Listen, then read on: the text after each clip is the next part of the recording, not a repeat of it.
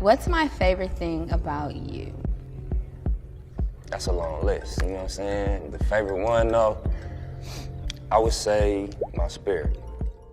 It appears that Nipsey Hussle has been shot and he is confirmed to be dead at this point. I was coming home and I'm supposed to be on a social media break, but this is very, very sad news. This is very sad news, something that, you know, I mean. Boy, this shit is so fucking crazy.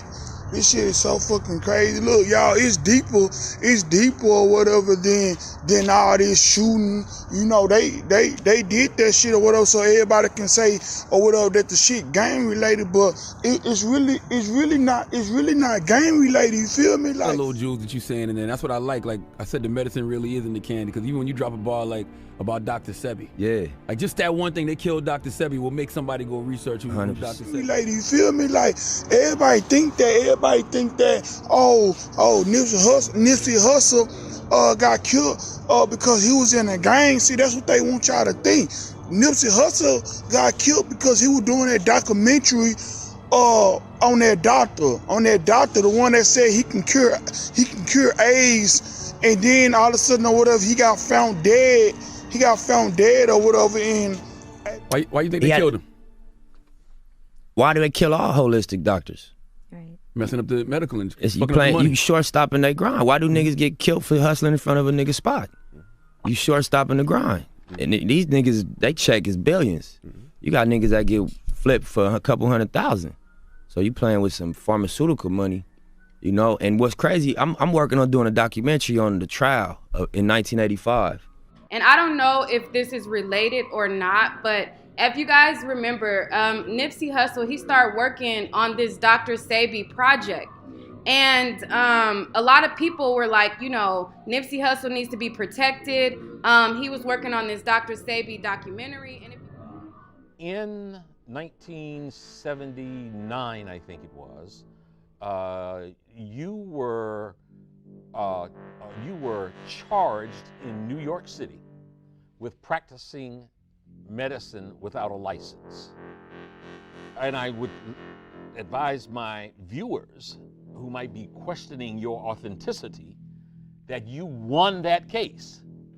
Now, so the charge was practicing medicine without a license and claiming that you had a remedy to cure AIDS, cancer, and diabetes.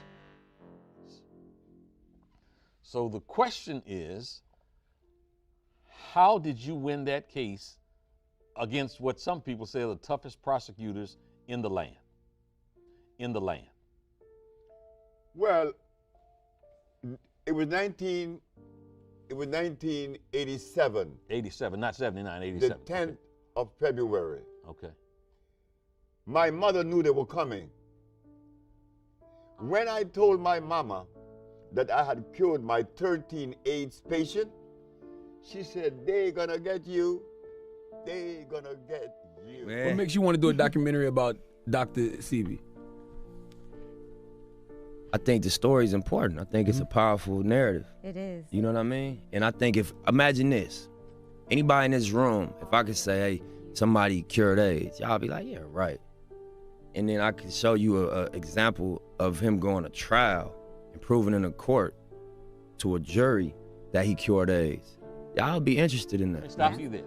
You said I cured my 13 AIDS patients. Yeah. So you had 13 patients yeah. who had AIDS. Yeah. And then you say you cured them. Sure. So my mother said, they're gonna get you. I said, but Mom, why are they gonna get me? Because you must remember that you live in a society that supports a certain philosophy and a certain system. You being the color that you are, black, and then you're going against the grain, they're gonna get you. Absolutely. And y'all would look into the way he did it, right? So I feel like more so than like championing his products or explaining his methodology, put some light on that case. So when I'm in my office on February the 10th, here come the detectives. You were charged with practicing medicine without a license. selling products not approved by the FDA and claiming to cure AIDS and other diseases? I said, yes. Well, you are making a fraudulent claim. I asked the detective, how do you know that? Because you were advertising in newspapers. Of course, I advertised in the Village Voice, the Amsterdam News, and the New York Post. And you were telling people through your advertising that you can cure AIDS, sickle cell, lupus, herpes, blindness, diabetes, paralysis, and others. Okay, so they come knocking on the door and So knocked on my door and took me to jail. But the funny thing about it, I was happy. I was very, very, extremely happy. When everybody in my office was crying, I was happy because my mama told me they were coming. And I knew that I had sufficient evidence to prove my position. Not only scientifically, empirically, historically, and whatever way they would desire. So while I was in jail, I'm saying, I wonder what defense they would have against me. Yeah. I would like to know. But I didn't blame the Attorney General, Mr. Robert Abrams, because why should he accept from me the statement that I cure AIDS and sickle cell and blindness when no one else has ever made those claims? The man had a right to arrest me, but he was making a mistake. So I'm sitting in jail, and I'm happy. When I got out of jail and when I went in front of the judge, I asked 3 questions.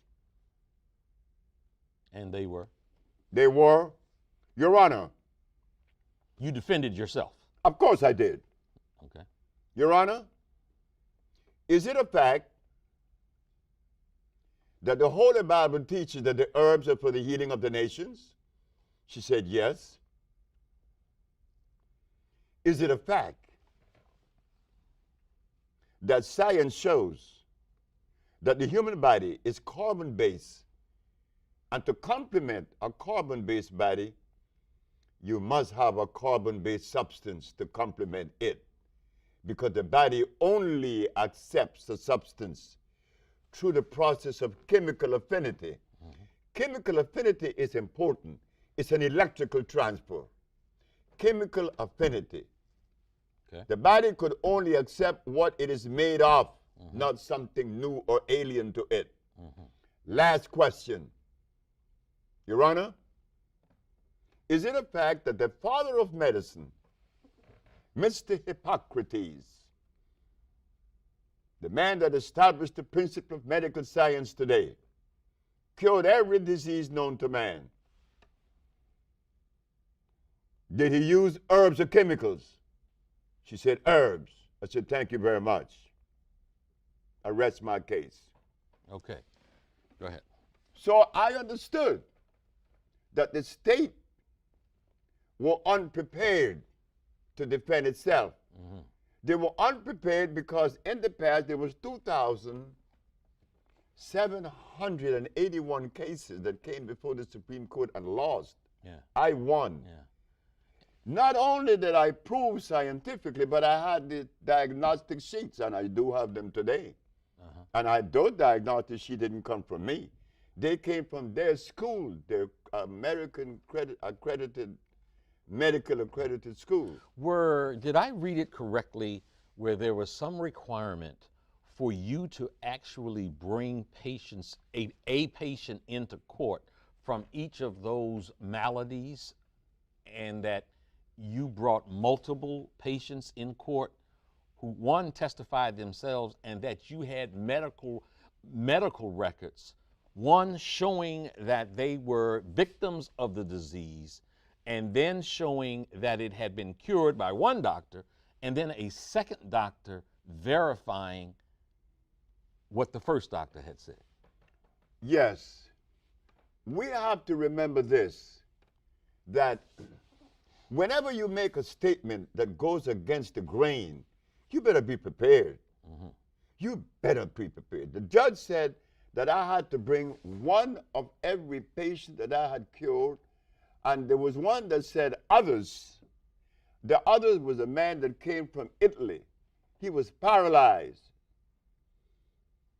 But I took I was supposed to take 9. I took 77.